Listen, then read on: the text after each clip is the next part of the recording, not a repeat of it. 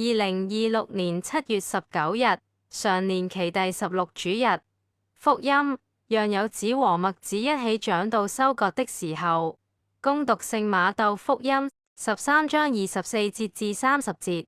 那時候，耶穌給群眾講了另一個比喻說：天國好像一個人在自己田裏撒了好種子，但在人睡覺的時候，他的仇人來了，在麥子中間撒上有子，就走了。苗長起來，抽出穗的時候，有子也顯出來了。家主的僕人就來對家主說：主人，你不是在你田地裏撒了好種子嗎？那麼從哪裏來了有子？家主對僕人說：這是仇人做的。僕人對家主說：那麼你願意我們去把有子收集起來嗎？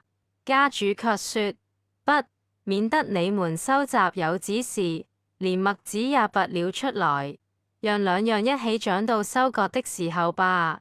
在收割時，我要對收割的人說：你們先收集有子，把有子捆起來，燒掉，再把麥子收入我的倉裏。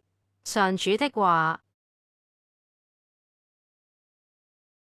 這段福音告訴我們，有子與麥子的比喻。天國中善與惡暫時並存，現在不是最終判斷的時刻，人不應急於清除惡人，因為判斷屬於天主。同時也提醒人要警醒，因為最終會有清算，由天主作出審判。上主，求你廣施慈恩，垂憐你的子民，使我們的信望愛三德日趨熱切，並能時常醒悟，持守你的誡命。因你的聖子，我們的主耶穌基督，他和你及聖神是唯一天主，永生永王。阿們。